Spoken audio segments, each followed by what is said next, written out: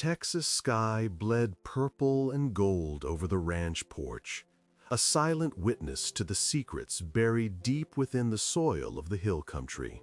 George Strait sat in his rocking chair, the wood creaking with a rhythm that matched the slow beating of a heart that had seen too many miles and sung too many songs about leaving.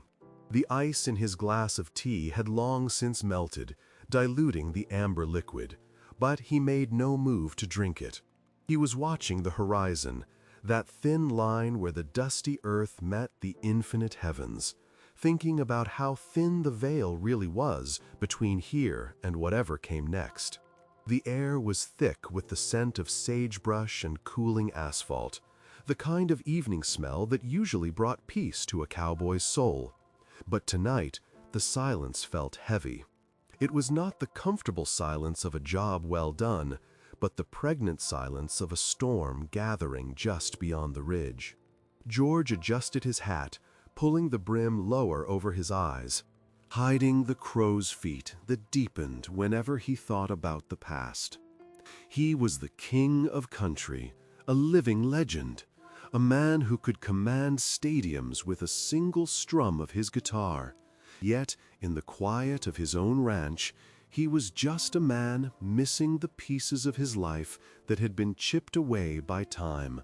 Miles away, on the edge of the property line that separated the Strait estate from the old Miller homestead, Norma Jean was fighting a battle against the heat and the wasps. Norma was 72 years old, a woman carved from the same limestone bedrock as the hills she lived on. Her hands were gnarled like the roots of the pecan trees, stained with the sticky sweetness of ripe peaches. The orchard was her sanctuary, a few acres of land left to her by her husband, a place where the modern world usually dared not tread. She reached up, her shoulder joint popping audibly, to grasp a particularly large peach that hung heavy on a high branch. The fuzz of the fruit tickled her palm.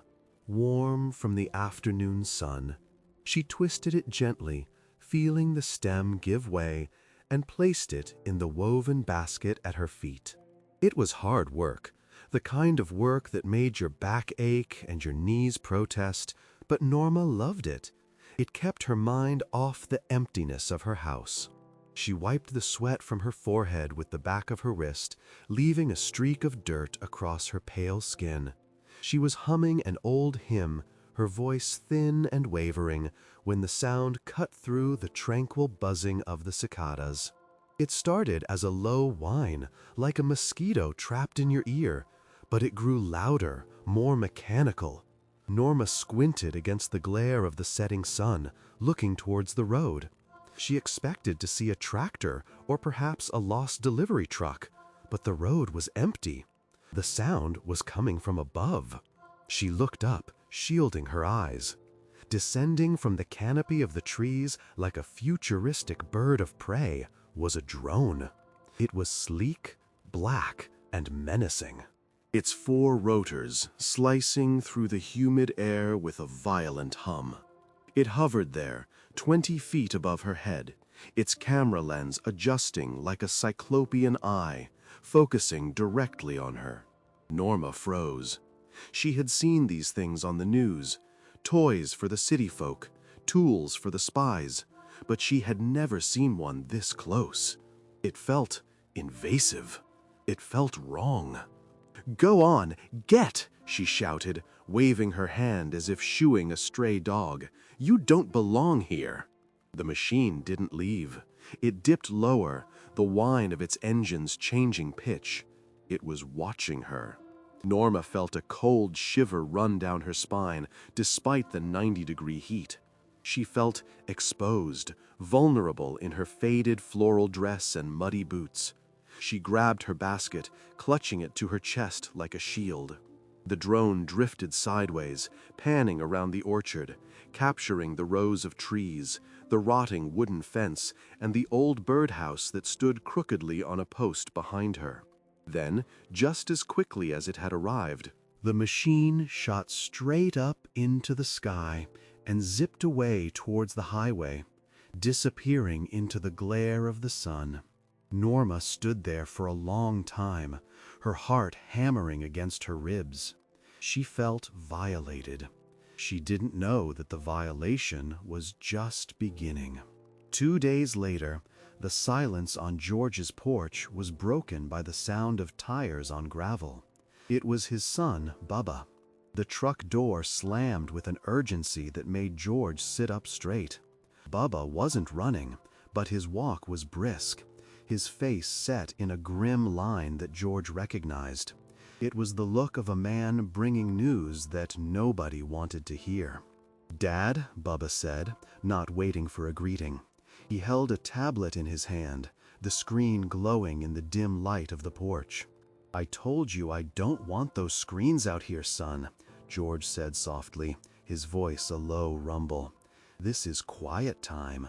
"You need to see this," Bubba insisted, stepping up onto the wooden planks. "It's everywhere. It's trending on every platform." "They're calling it the Ghost of the Orchard." George sighed, the weariness in his bones flaring up.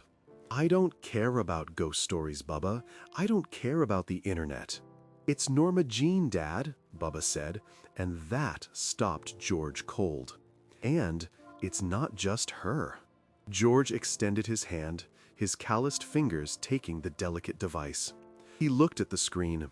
It was a video, shaky and high definition, clearly shot from a drone. He saw Norma's orchard. He saw Norma, looking small and frightened, clutching her basket of peaches. The camera panned around her, capturing the rustic beauty of the decaying farm. It was invasive, rude, and it made George's jaw clench with anger. Folks had no respect for privacy anymore. "Just some kids messing with an old lady," George muttered, preparing to hand the tablet back. "We should go over there and check on her, make sure she's all right." "Listen to the audio, Dad," Bubba said, pressing the volume button on the side. "Listen closely to the end, right before the drone flies off." George held the tablet closer. He heard the whir of the drone blades. He heard Norma shouting, "Go on, get!"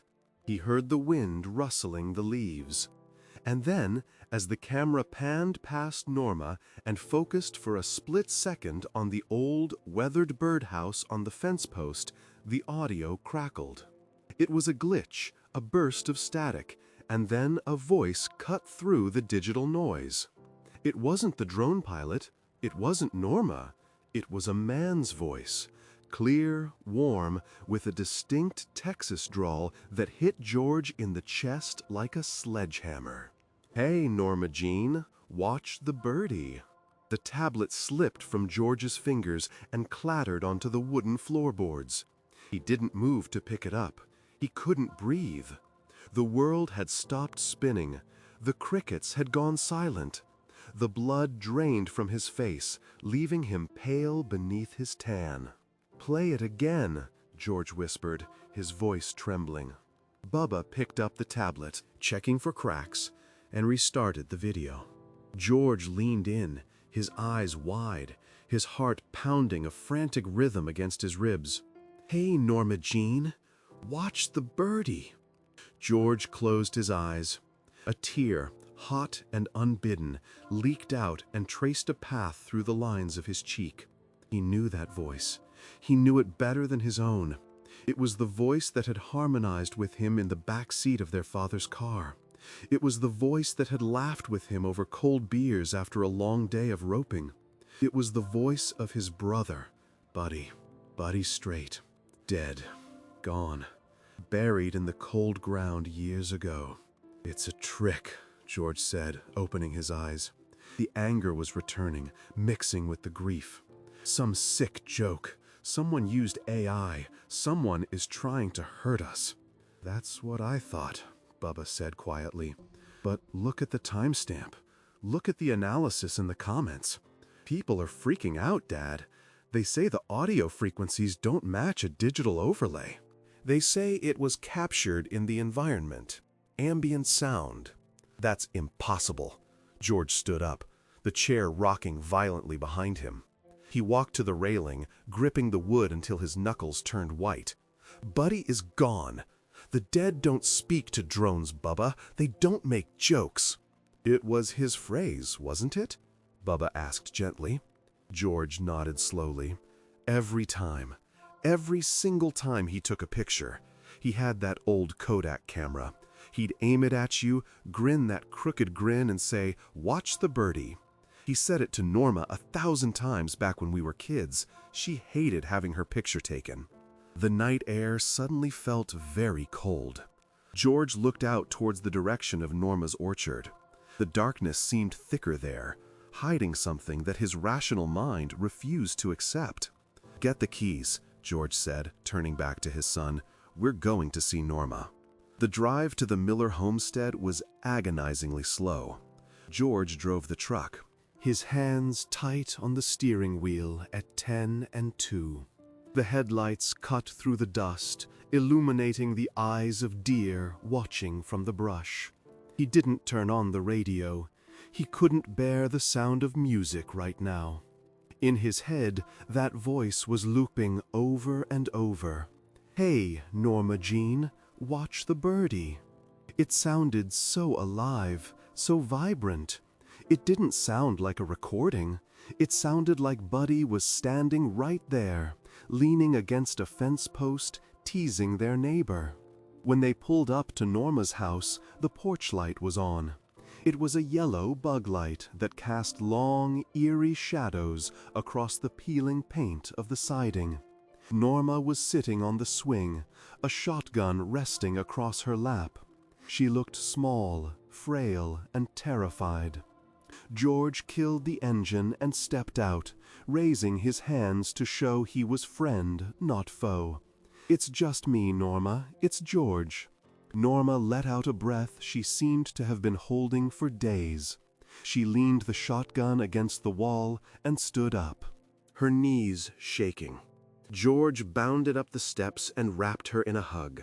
She felt like a bird in his arms, all hollow bones and trembling fear. "Did you hear it, George?" she whispered into his chest. "Did you hear him?" "I heard it," George said, his voice thick with emotion.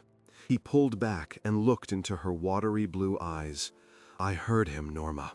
"I thought I was going crazy," she sobbed, wiping her eyes with a handkerchief.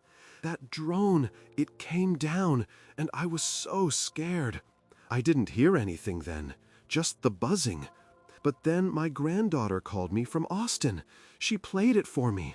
George, that was Buddy. I know it was Buddy." George guided her back to the swing and sat down beside her. Bubba stood by the truck, giving them space, standing guard against the night. "We have to be rational, Norma," George said, though he felt anything but rational. "Technology can do scary things these days. People can take old recordings and make them say new things." "But why?" Norma asked, pleading for an answer he didn't have. "Why would anyone do that to me, to you? We're just quiet people living our lives. And why that phrase? Who remembers that besides us?" That was the question that haunted George. Buddy hadn't been a public figure in the way George was.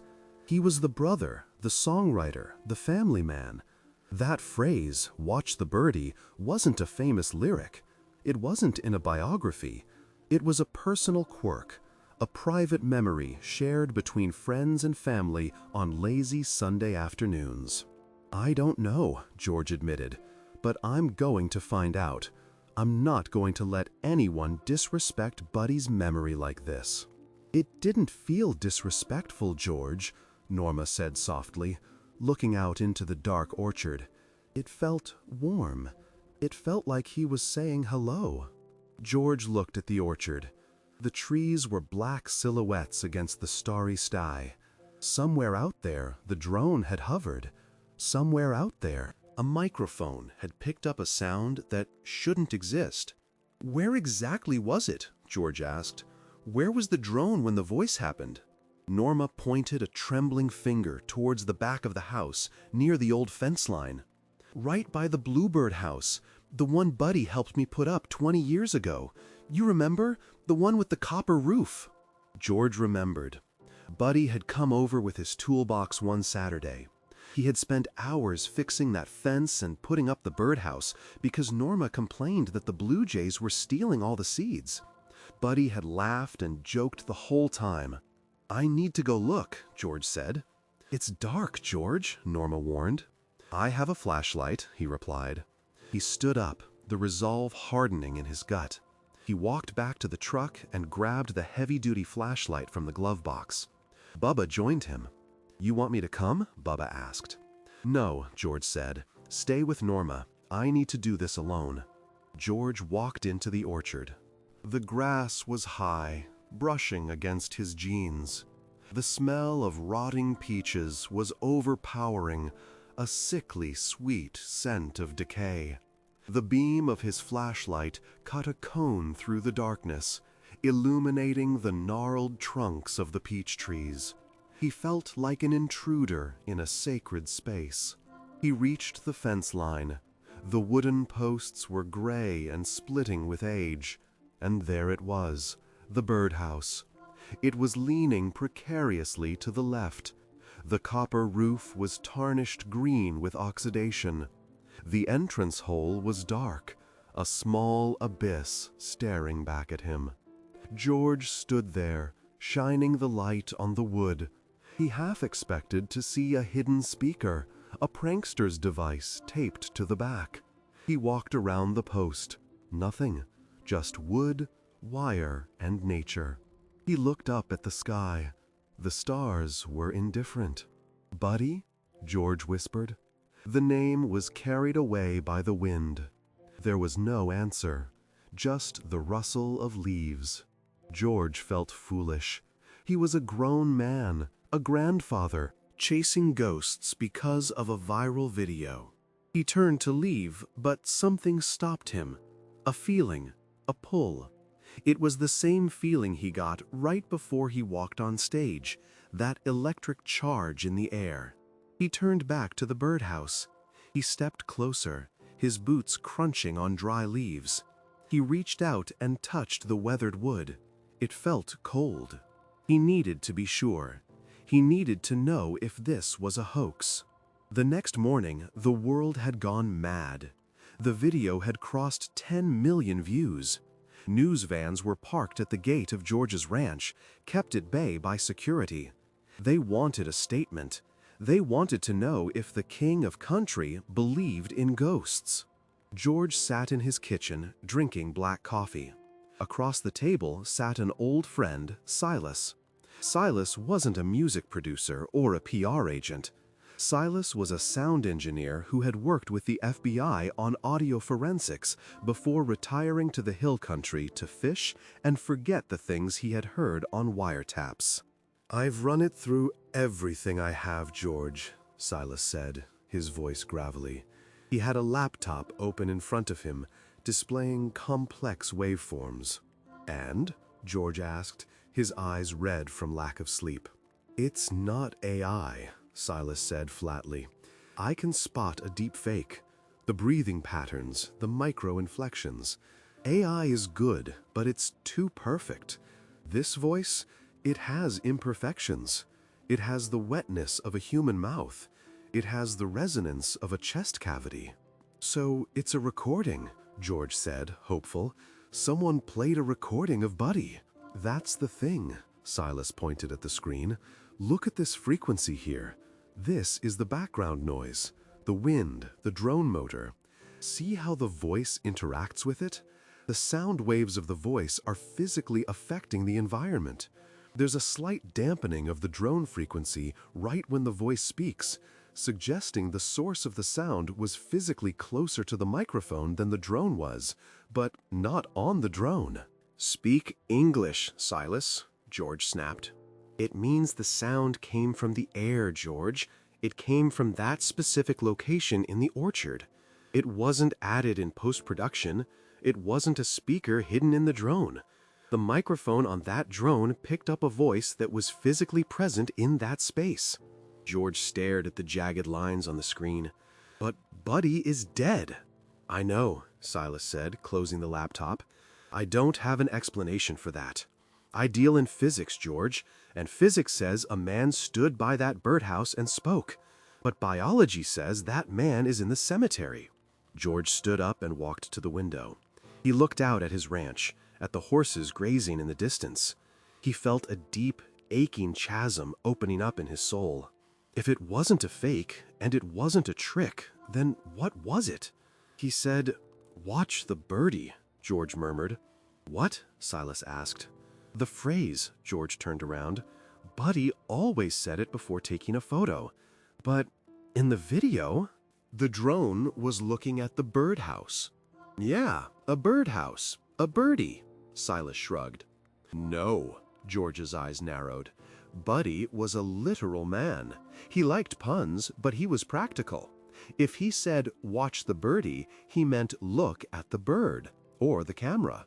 George's mind raced back to 20 years ago, the day they put up the birdhouse. Buddy had been acting strange that day, quiet, reflective. He had brought his own tools. He had insisted on doing the work himself. "Silas," George said, a sudden urgency in his voice, "can you isolate the sound of the voice?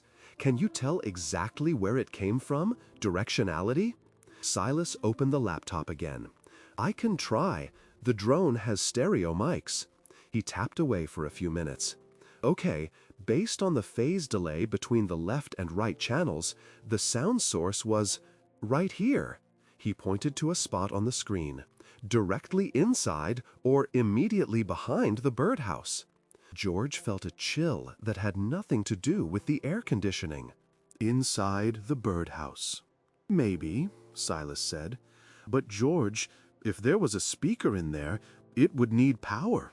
Batteries die, electronics rot. You said that birdhouse has been there for 20 years. "I need to go back," George said. "I need to take it down." "The media is swarming the gates, George," Silas warned. "If you go out there, they'll see you. They'll follow you." "Let them look," George said, grabbing his hat. "I'm not doing this for them. I'm doing this for my brother." George didn't take the truck this time. He saddled his horse, a roan gelding named Dusty. He needed to feel the earth beneath him. He rode the back trails, cutting through the cedar breaks and the dry creek beds, avoiding the main roads where the cameras were waiting. He arrived at Norma's orchard in the heat of the day. Norma was waiting for him on the porch. She didn't say a word, just watched as he rode past the house and into the rows of peach trees. He dismounted at the fence line. The drone was gone, but the memory of it hung heavy in the air. The birdhouse looked even more dilapidated in the harsh sunlight. A wasp flew in and out of the entry hole. George tied Dusty to a nearby branch. He approached the post. He didn't have tools, but he had his hands. He gripped the base of the birdhouse. The wood was soft, rotted by years of rain and sun. He pulled. It groaned, a rusty nail shrieking in protest. He pulled harder, his muscles straining, the veins in his forearms bulging. With a crack, the wood gave way. The birdhouse came free in his hands. It was heavy, heavier than it should be for a box of rotten wood. George sat down in the tall grass, the birdhouse in his lap. He brushed away the cobwebs and the dirt. He pried off the roof, the copper sheet bending easily. Inside, it was a mess of old twigs, dried grass, and remnants of nests from seasons past. A few beetle shells, dust. George reached in, his hand shaking. He dug through the nesting material. His fingers brushed against something hard, something plastic. He pulled it out.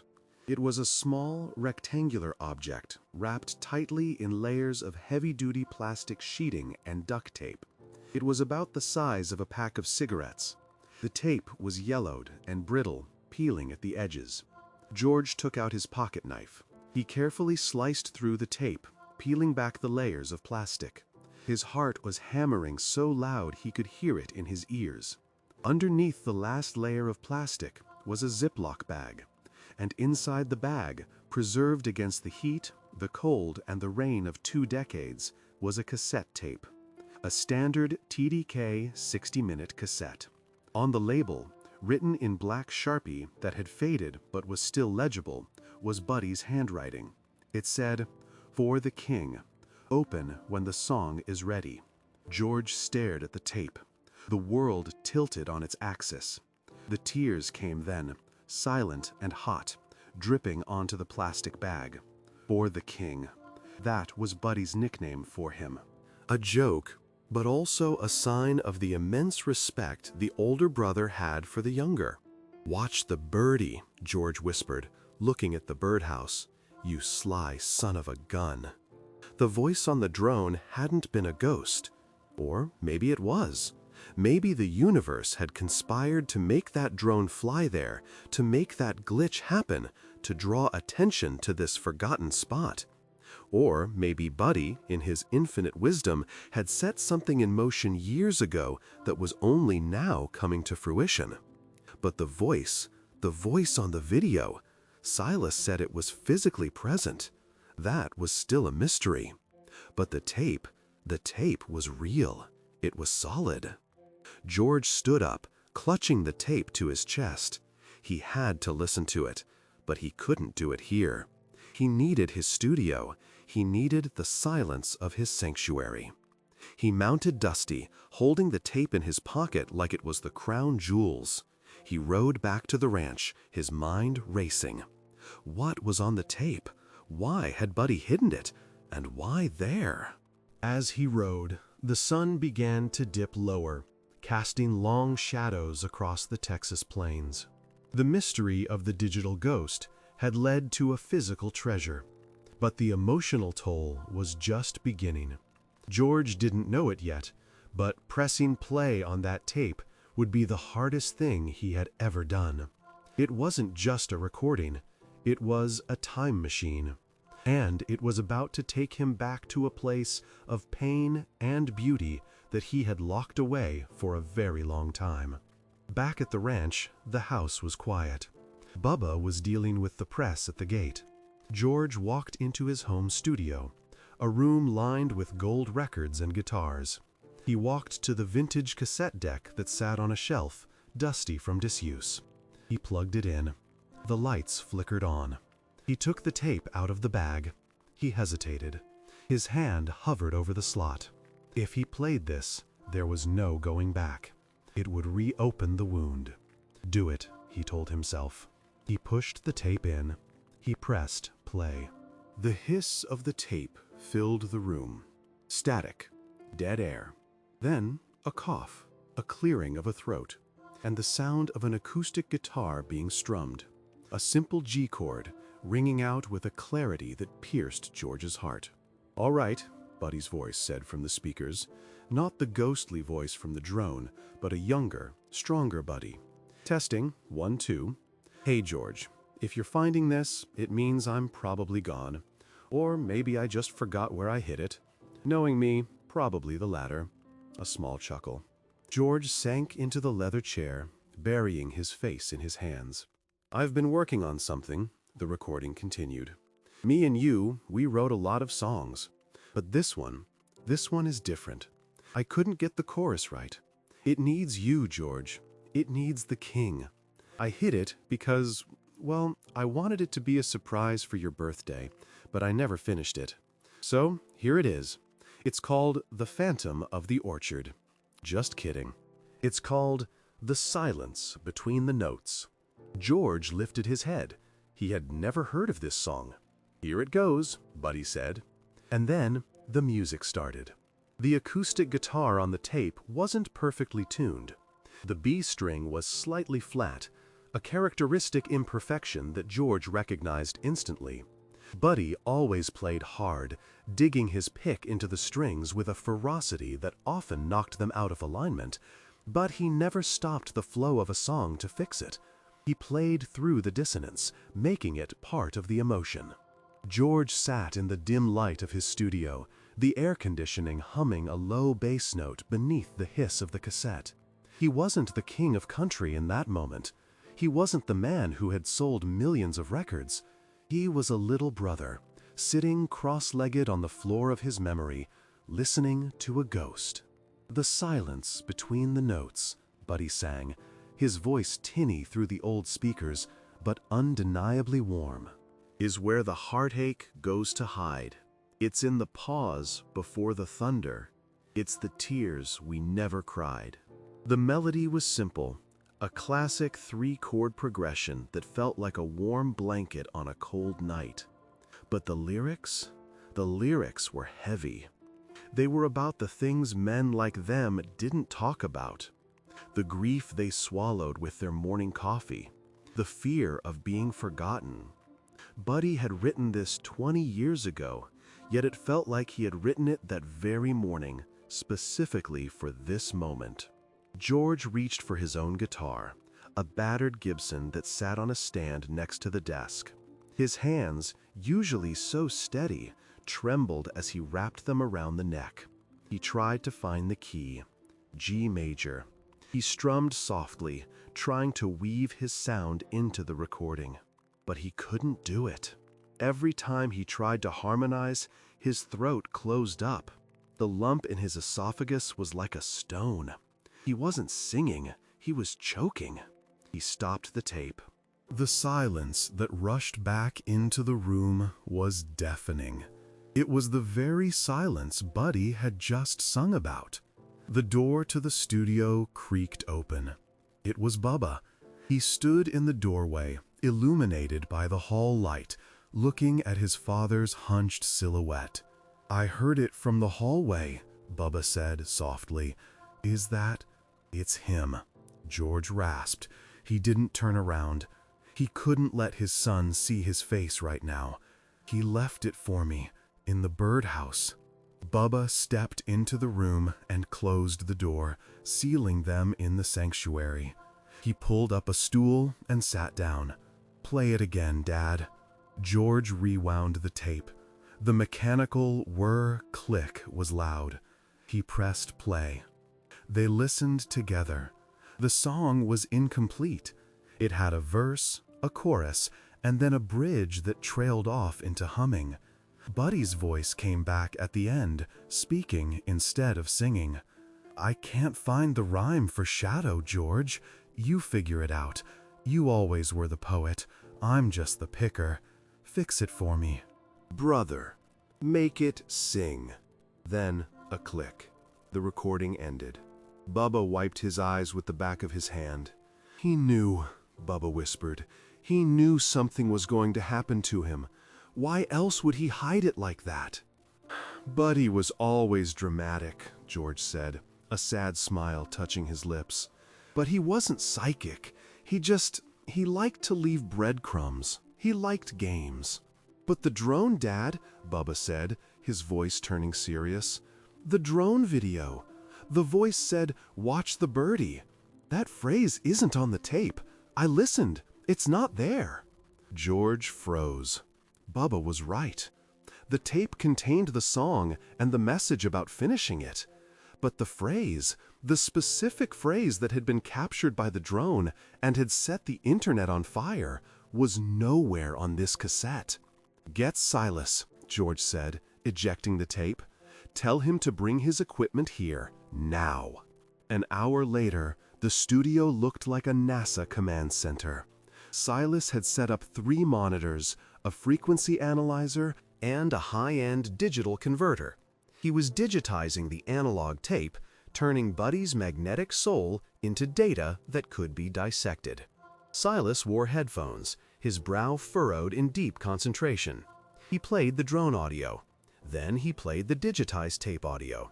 He overlaid them. He separated them. He stared at the spectral display like a doctor looking at a complex X-ray. "Well?" George asked, pacing the room. The tension was making his joints ache.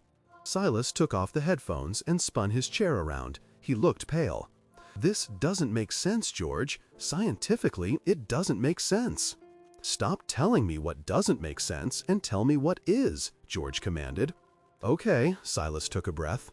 "The voice on the drone video, the 'Watch the birdie' line, it has the exact same vocal fingerprint as the voice on this tape. The timbre, the pitch, the unique way Buddy hits his R's, it is undeniably the same person. So someone stole the tape, sampled it, and played it back? Bubba suggested.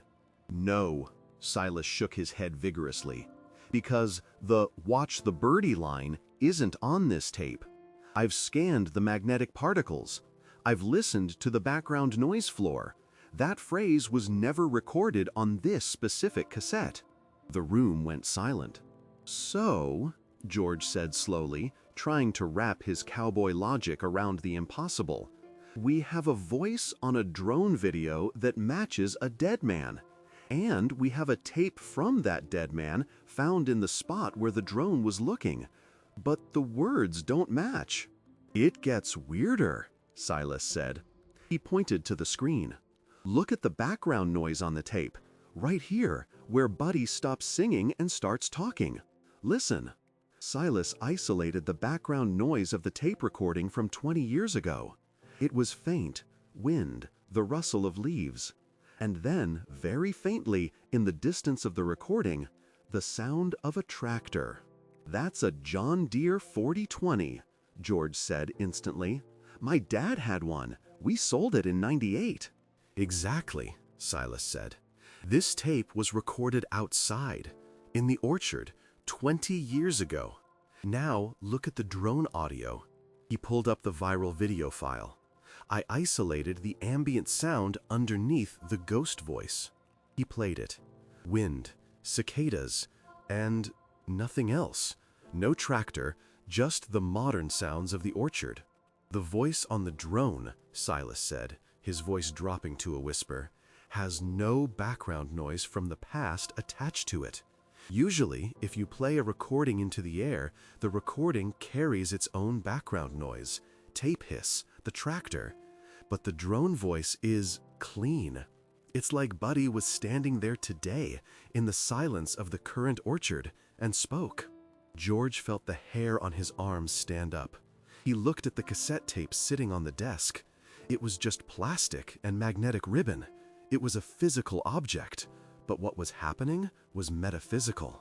I don't care about the how, George said suddenly, his voice firm. He grabbed the tape. I don't care if it's a ghost, a glitch, or God himself coming down to mess with me. The only thing that matters is the music. Buddy asked me to finish a song. That's the mission. But the world wants answers, Dad, Bubba said. Look at the news. They're calling it the miracle in Mill Creek. People are camping on the highway. They want you to make a statement.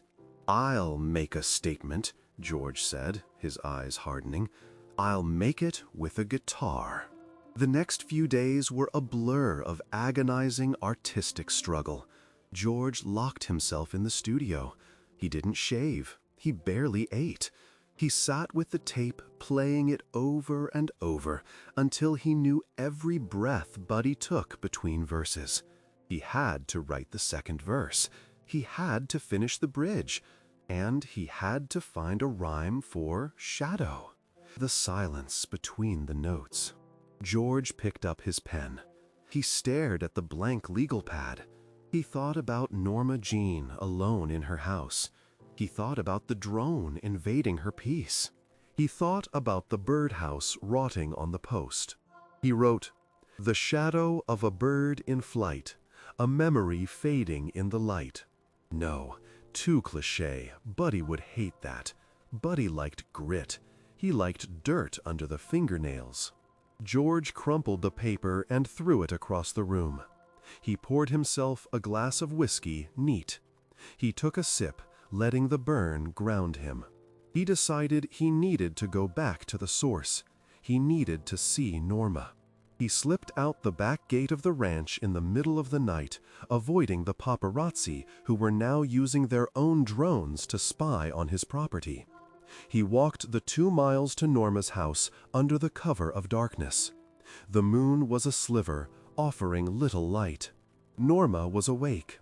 She was sitting on her porch swing, rocking slowly.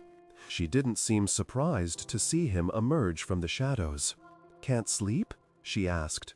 "Not a wink," George admitted, climbing the steps. He sat beside her. "I'm trying to finish his song, Norma, but I'm stuck." "He was singing it that day," Norma said suddenly. "What?" "20 years ago," Norma said, staring out at the dark orchard. "When he was fixing the birdhouse. I brought him some lemonade. He was humming. He had that little recorder of his sitting on the fence post. He'd sing a bit, then stop and hammer a nail, then sing again." "Do you remember what he was singing?" George asked, leaning in.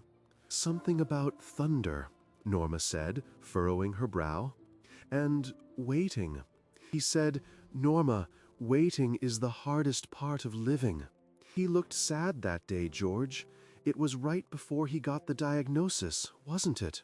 George nodded. Buddy had been diagnosed with cancer a month later. He was gone 6 months after that. "He knew," Norma whispered. "He felt it in his blood. That's why he was writing about silence. He was preparing for the big quiet." "He asked me to find a rhyme for shadow," George said. "I can't find it." Norma looked at him, her old eyes sharp in the darkness. "George, look where we are. Look at this ranch. Look at the cattle. Look at the oil rigs in the distance. We don't live in the shadows. We live in the shallows. The water's drying up. The time is running out. Shallows." It hit George like a bolt of lightning. It wasn't a perfect rhyme, but it was a slant rhyme, a country rhyme. "The silence between the notes is where the heartache goes to hide. We're just drifting in the shallows with the turning of the tide." "Norma," George said, grabbing her hand, "you're a genius." "I'm just an old woman who listens," she smiled. "Now tell me about that voice, the drone." "Silas says it's impossible," George said. "He says it's a clean recording in a dirty world. He says it shouldn't exist."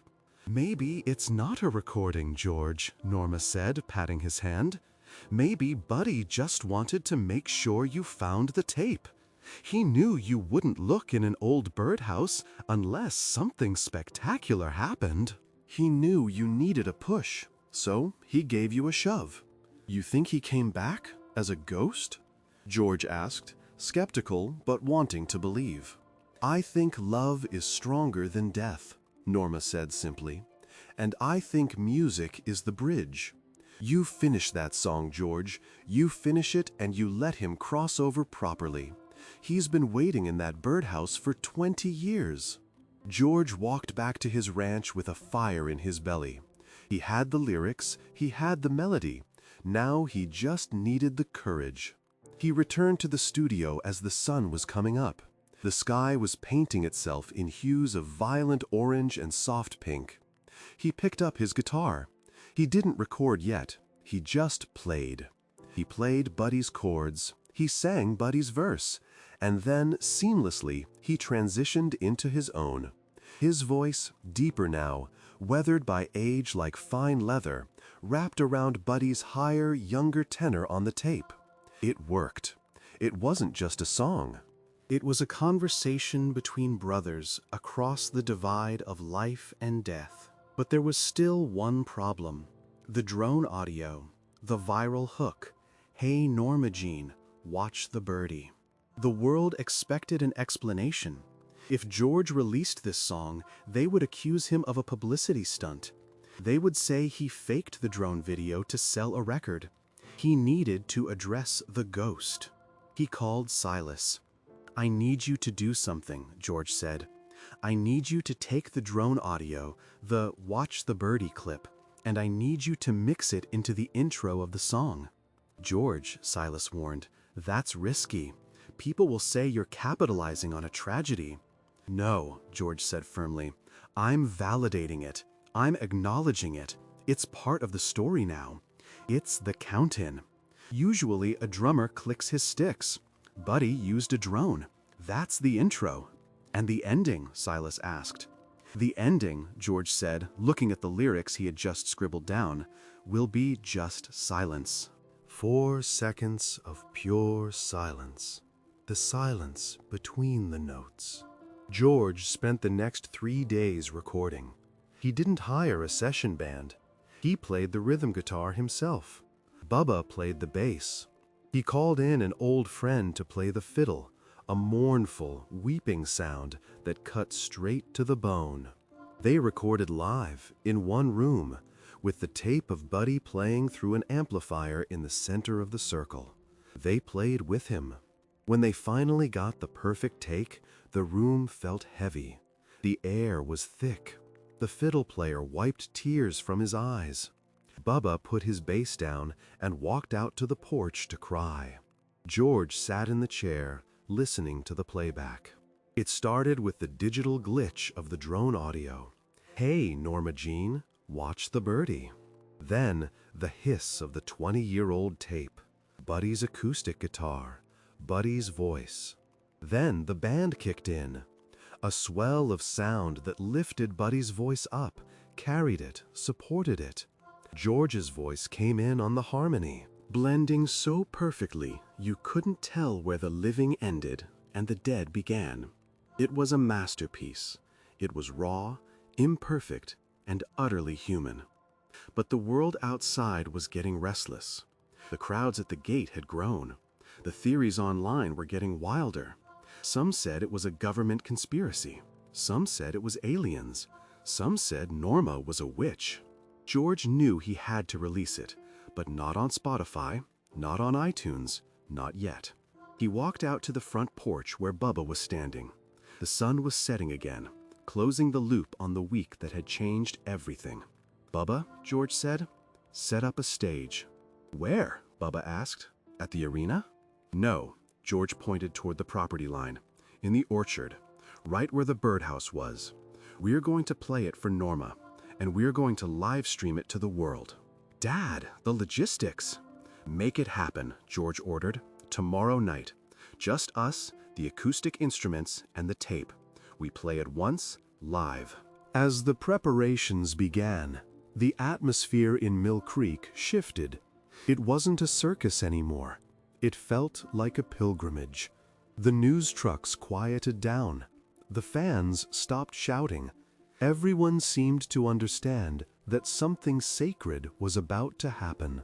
But as George tuned his guitar that night, staring at the empty spot on the fence post where the birdhouse had been, a sudden fear gripped him. What if the voice came back? What if, when they played the song, the drone returned?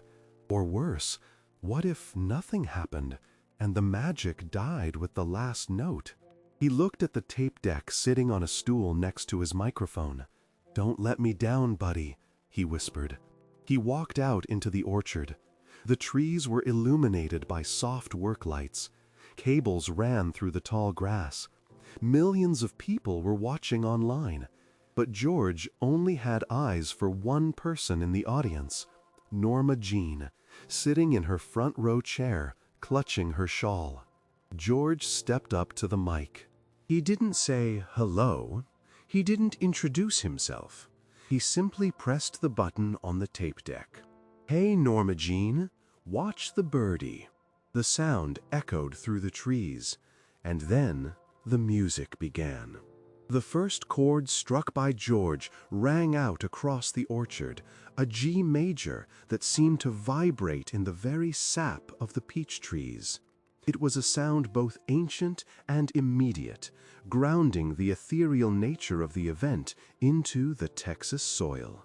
The live stream numbers were skyrocketing, 50 million, 60 million. People from Tokyo to Tennessee were glued to their screens, watching an old cowboy and his band standing in a field of dying trees, playing along with a cassette tape from a dead man. Buddy's voice from the tape deck was amplified through the PA system, clear and haunting. "The silence between the notes is where the heartache goes to hide." George closed his eyes and leaned into the microphone, his harmony sliding in underneath Buddy's lead vocal. It was seamless. To the audience, it sounded like two brothers standing shoulder to shoulder, not separated by 2 decades and a grave. The fiddle wept, a high, lonesome sound that mimicked the wind through the branches. Bubba's bass was the heartbeat, steady and reassuring. Norma Jean sat in her folding chair, tears streaming freely down her face. She wasn't looking at George. She was looking past him at the empty space where the birdhouse had been. She was remembering a man with a crooked smile and a tool belt, a man who had taken the time to fix a fence for a lonely neighbor. As they reached the chorus, the energy in the orchard shifted. The wind picked up, rustling the leaves in time with the music. It wasn't a storm, it was a breath. The air grew cooler. Then came the bridge, the part George had struggled with, the part where Buddy had stopped singing. The tape went silent of vocals, just the strumming of Buddy's guitar remained. George stepped forward, taking the lead for the first time. "We're just drifting in the shallows, with the turning of the tide. I'll meet you in the shadow, on the other side." He sang it with a gravelly defiance, a promise made to the night. He sang it for every person who had ever lost someone, for every conversation left unfinished, for every "I love you" that was never said. And then, the moment of truth, the breakdown, the music stripped back to just the acoustic guitar and the tape hiss. George looked at the tape deck. He nodded to Bubba. On the tape, Buddy's voice spoke, the spoken word outro that had been on the cassette. "Fix it for me, brother. Make it sing." George leaned into the mic, his voice cracking with raw emotion. "I tried, Buddy, I tried." He let the final chord ring out. It hung in the air, suspended, refusing to fade. And then, silence. The 4 seconds of silence George had planned. 1, 2, 3. In that 3rd second of silence, a sound cut through the stillness of the orchard. It wasn't from the speakers. It wasn't from the band. It came from the trees. It was the distinct, melodic call of a painted bunting, a bird that hadn't been seen in this part of Texas for years due to the drought. It was Buddy's favorite bird, the birdie he always told people to watch. The bird sang a complex, trilling melody that seemed to answer the song perfectly, resolving the suspended chord that George had left hanging. Norma gasped. The camera crew froze. The internet exploded. The bird flew out from the canopy, a flash of brilliant blue, green, and red in the stage lights.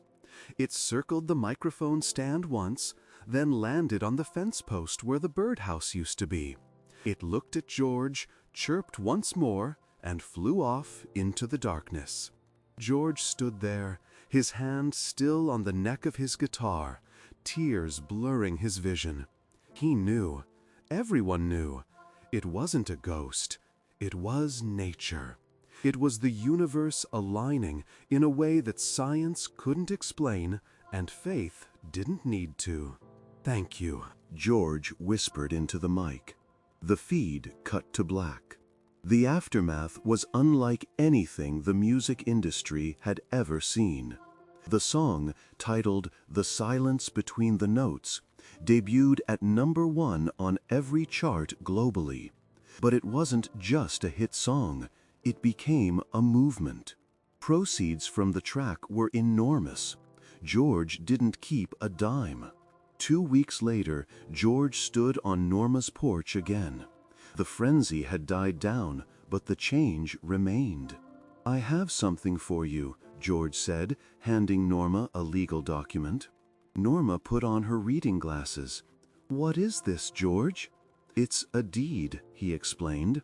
"I bought the Miller homestead, but not to expand my ranch." Norma looked up, confused. "You're kicking me out?" "No," George smiled gently. "I'm securing you. You have a lifetime estate. You live here as long as you want, Norma. But the land, the orchard, we're turning it into the Buddy Strait Sanctuary for native birds." Norma dropped the papers. Her hands flew to her mouth. "We're going to replant the trees," George continued, his voice full of excitement. "We're going to fix the irrigation. We're going to build nesting boxes, hundreds of them. Bubba is already talking to the state conservationists. This place, it's going to be loud with life again, Norma, just like Buddy would have wanted." Norma stood up and hugged George so hard he thought she might crack a rib. "He's smiling, George. I know he's smiling." "I reckon he is," George said, patting her back. The mystery of the drone audio was never fully solved. Silas wrote a paper on it, proposing theories about atmospheric ducting and radio wave anomalies, but he never published it. He preferred the mystery. He preferred the idea that sometimes the world gives you a miracle just because you need one. As for the tape, George placed it in a glass case in the Country Music Hall of Fame right next to Buddy's old guitar. The label was visible to all who passed by. "For the King. Open when the song is ready." Months passed. The orchard began to transform. Saplings replaced the dead wood. The fence was rebuilt, sturdy and strong. And true to George's word, birdhouses of every shape and size were installed on every post. One evening, George sat on his own porch, the same place where the journey had begun. He was listening to the radio. The DJ introduced the song. And now, the song that stopped the world. Here's George and Buddy Strait. George listened. He heard his brother's voice. He heard his own. He heard the love that bound them together. He took a sip of his tea and looked out at the sunset. The sky was a brilliant canvas of orange and purple. He saw a drone in the distance, flying over the sanctuary. It wasn't a spy this time. It was Bubba, monitoring the new irrigation lines. George smiled. He picked up his phone. He typed a text to his son. "How's it looking out there?" A minute later, Bubba replied with a photo. It was an aerial shot of the orchard, green and vibrant, and in the corner of the frame, sitting on the newly painted fence post, was a painted bunting. The caption read, "Watching the birdie, Dad." George put the phone down. He closed his eyes and rocked in his chair. The silence on the porch wasn't heavy anymore. It was full. It was peaceful. It was the silence between the notes, and it was beautiful. He tipped his hat to the empty chair beside him. "Good one, buddy," he whispered. "Good one."